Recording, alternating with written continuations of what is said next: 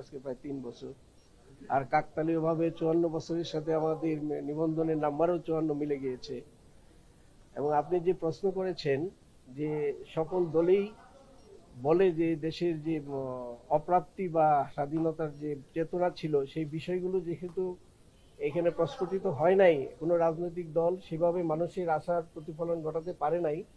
আমরা Bangladesh development party আমরা বলবো 1971 সনের স্বাধীনতার ঘোষণা সত্যিকার অর্থে এই ঘোষণার প্রেক্ষিতেই বাংলাদেশে মুক্তিযুদ্ধ হয়েছিল। কিন্তু পরবর্তী যে নাটকগুলো হয়েছিল, বিশেষ করে পার্শ্ববর্তী একটা দেশের অনুমোদন নিতে গিয়ে 6 ডিসেম্বর আমরা বলবো স্বাধীনতার চেতনা ওদিন হারিয়ে গিয়েছিল।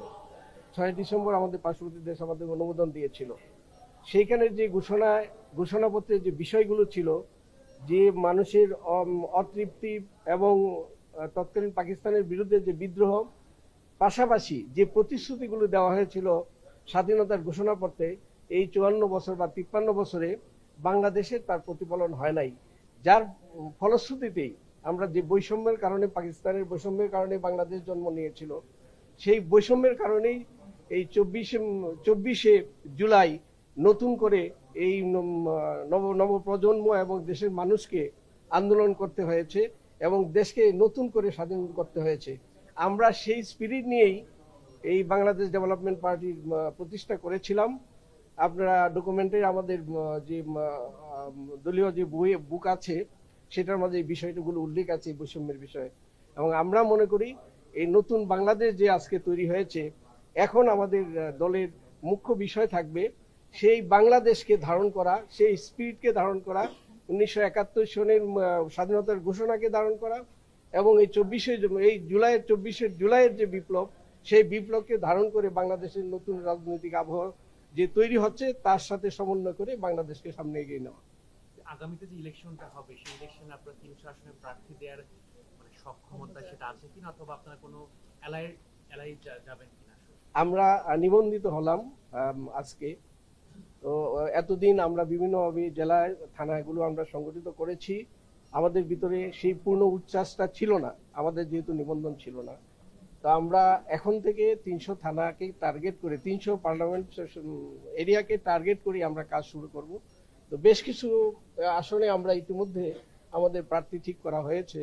আবার বাকিগুলো আমরা আশা করি এই সময়ের মধ্যে নির্বাচনের আগে আমরা করতে সক্ষম হব। ওটার সঙ্গে একটু সম্পূরক প্রশ্নটা, আপনারা যদি নির্বাচনের আগে এরকম কোনো আহ্বান পান, মানে কারো সঙ্গে মানে বন্টন বা জোটবদ্ধ হয়ে নির্বাচন করার, মানে তিনি যেটা বললেন এটা একটু পরিষ্কার করেন।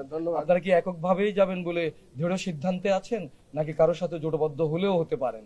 আমরা রাজনৈতিক দল 3 বছর হইলেও আমরা আসলে ওইভাবে গতানুগতিক রাজনীতির সাথে আমরা এতটুকু সংশ্লিষ্ট ছিলাম না।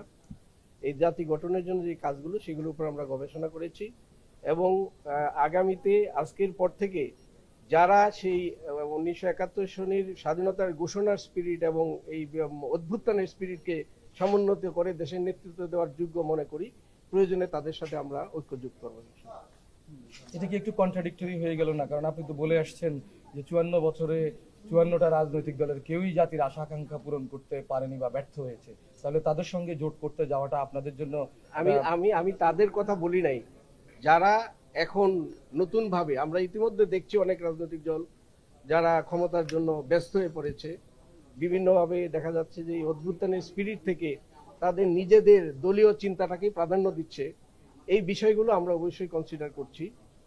এই নতুন স্পিরিটের সাথে শুধু কন্ট্রাডিকশন এখানেই, সংস্কার প্রয়োজন এবং আগামীতে যেন আবার সেই জুলাইয়ের প্রয়োজন না হয়, সেই বিষয়গুলোর জন্য যারা সামনে আগাবে, প্রয়োজনে নতুন রাজনৈতিক দল আরো আসতে পারে, তাদেরকে নিয়ে আমরা হয়তো একটা ঐক্যজোট করব এবং নতুন বাংলাদেশের যে স্বপ্ন সেটা বাস্তবায়ন করবো ইনশাআল্লাহ। আমরা দুইটাই চাই। পূর্ণ সংস্কার কখনো সম্ভব না, পূর্ণ সংস্কার রাজনৈতিক দলেই করবে, কিন্তু বেসিক যে সংস্কারগুলো চলমান সেইগুলোর একটা বাস্তব প্রতিফলন হওয়া পর্যন্ত আমরা অপেক্ষা করতে চাই। কতদিন পর্যন্ত অপেক্ষা করছেন? সেটা সর্বোচ্চ 1 বছর থেকে 1.5 বছর, তার চেয়ে বেশি হওয়া মনে দেশের জন্য মঙ্গলজনক হবে না। জি। সাধারণ সম্পাদক কিছু বলবেন কি? একটু কাইন্ডলি যদি একটু স্কোপ করে দেন প্লিজ। সবাইকে ধন্যবাদ। সাংবাদিক ভাইদের মাধ্যমে দেশবাসীকে আমরা শুভেচ্ছা জানাচ্ছি। আমরা আজকে নিবন্ধনের যে সনদ পেলাম, এর মাধ্যমে আমরা সামনের দিনগুলোতে দেশের যে রাজনীতির পরিকল্পনা আমাদের আছে সেটা নিয়ে আমরা মাঠে আসবো ইনশাল্লাহ। এবং আমাদের চেয়ারম্যান মহোদয় যেটা বলেছেন এর আলোকে আগামী দিনে আপনারা আমাদেরকে মাঠে পাবেন ইনশাল্লাহ। আপনাদের সবাইকে শুভেচ্ছা। কোনো প্রশ্ন আছে সাধারণ সম্পাদক? ওকে, অনেক ধন্যবাদ, অনেক ধন্যবাদ। আপনাদের নামটা বললেন না প্লিজ, আপনার নামটা আমার নাম নিজামুল হক। সাধারণ সম্পাদক। আর আপনার